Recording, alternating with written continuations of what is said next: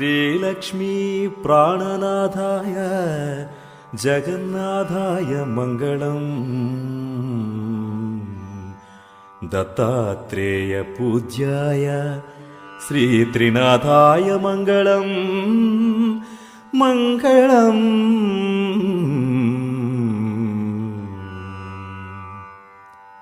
श्री त्रिनाथमेळा समाप्तम्। सर्वे जना सुखिनो भवन्तु। ओम तत्सत्।